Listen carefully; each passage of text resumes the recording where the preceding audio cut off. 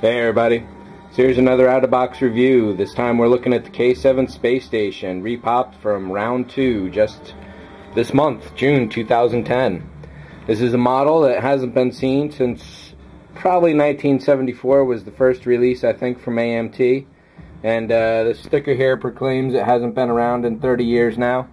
It's probably closer to 35, 36. I'm sure it remained on the shelves for a little while. The only way to get this in all this time was to go to eBay for, you know, 70, 80, even 100 or more dollars.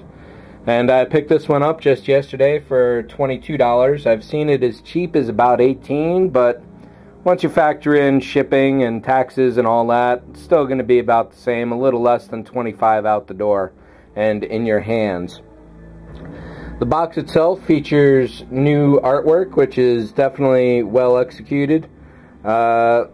Slight pet peeve for me is that they didn't go with the original artwork, which all these kits from AMT, with one exception, are all about nostalgia in a lot of ways. And having that original artwork, even though it was a photograph and didn't conceptually fit in or aesthetically fit in with the rest of their kits, I still would have liked to have seen the original artwork. Much to my surprise, this is a short box compared to the long boxes they've been releasing. And that makes sense because, well, here's an example. This is a long box from 1969. So the first few kits that AMT released were long boxes like this. I think the Enterprise and Mr. Spock there may have been the only ones, and then all the subsequent models and re-releases of these were done in these short boxes. So that's neither here nor there, really. It was just a little bit of a surprise to see this form factor again. The box itself is pretty much unchanged from the original, is what I'm going to guess. Don't have any reason to think that the text here or the diagrams are any different than they used to be. Of course, they updated all the artwork on the sides. And over here, this was definitely a very common view of what was coming out from AMT at the time. A couple interesting notes here is that the Romulan there, we in focus, sorry about that. The Romulan says returning soon, the D7 over there returning soon, and the Galileo. So there's a mixed bag. The Romulan is supposed to be out this year by Christmas or so. They've included a couple new parts for that to make it slightly more accurate, but that still has a long way to go to make it really accurate. The D7 there is the most accurate Star Trek model AMT ever made, and it can be argued that it was more accurate than the model you saw on screen to Matt Jeffries' designs, but that's a story for much later when that one's released. And of course the Galileo, which for me is a mixed bag. It's a really bad kit as far as inaccuracies go. There are accuratizing kits out there that are pretty much absolute requirements. There's no way around it if round 2 does not accuratize this model. To do that, they would essentially need to make entirely new tooling, though. So you can probably look forward, or not look forward, to seeing this kit again without some major work to it that you will have to do yourself. And then finally on the back, this is definitely nothing that ever happened in previous days.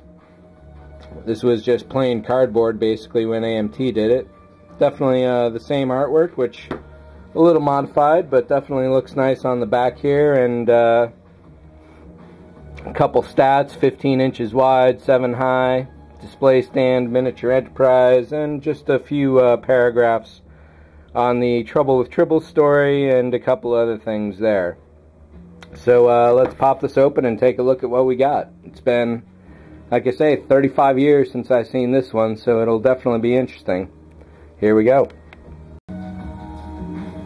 So it turns out that this is just a nice piece of glossy paper, slightly attached to the back, not quite. And you have the standard cardboard backing.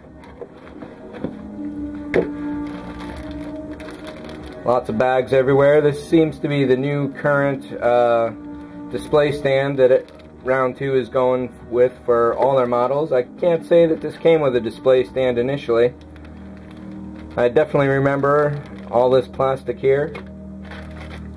So nice and easy, 3-4 bags or so.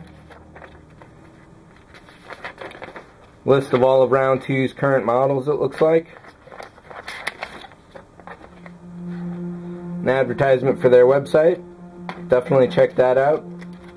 round2models.com. They got a YouTube channel as well. That's YouTube user.round2models, I imagine, offhand. And definitely an expanded decal sheet. I very much doubt this actually came with decals originally. So let's take a look at the directions here.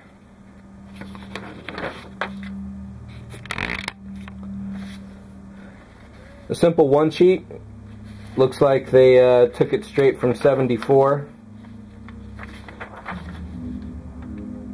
This is a really terribly simple model, and I wouldn't have expected too much more out of it.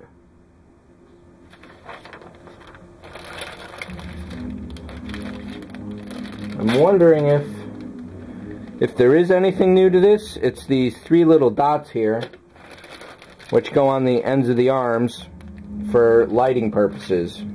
I kind of doubt those came with the original. Let's pop this plastic open and take a look at the parts.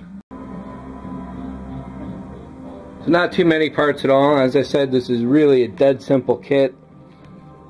Everything looks pretty crisp and clean, which is always nice. No pore stubs, no scratches, no blemishes on the plastic anywhere that I can see. The connection points on the central hub to each of the arms is definitely going to be a difficulty for the modeler. Well, maybe not. Okay, I'm just looking at the wrong sections here. So they actually connect inside there. Immediately I saw this piece and it looked like they just kind of stuck together, and that definitely would have been tough. But I am now remembering there are these slots here. So we got 2 duplicate sprue here of the arms. Then 2 more sprue, which are unique from the other one there. We've got what is on record as being the smallest Enterprise ever made, and it's really a terrible piece of something or other. Let me change the focus here to macro. There we go. So there's grid lines in the disc itself, if those aren't showing up, just so you know. The engines there are not all that great as far as the pylons go. The shape of the little secondary hull there is not accurate at all, but probably the worst part of this piece is the underside of the hull. And you can probably see those 3 injection tabs there. Like I said, this is not the best Enterprise ever, and maybe you can scratch one together a lot better than that. Pieces themselves, like I said, they're really nicely formed. The striations, I'll call them, grid lines here, are not accurate at all. The shape of the shell here is not accurate. Can't really comment whether the dimensions overall are accurate, but given that everything else is not accurate, I'd be kind of surprised if those were. Nice thing that Round 2 did here was to create decals for the first time ever. I don't know that there's any primary source evidence to support the fact that there were any markings on the model at all. There could be like one photo out there, but when Deep Space Nine did their Trials and Tribulations episode, Greg Jean, master model maker, recreated this, and he threw those on there. And as far as that goes, I think you can definitely trust someone with that in-depth knowledge of the whole situation to probably get it right. And if you want to check that out, look up on the web, Greg Jean, J-E-I-N. The guy's a powerhouse in Hollywood as far as the models go. He's been around forever, and he's worked on some really great stuff.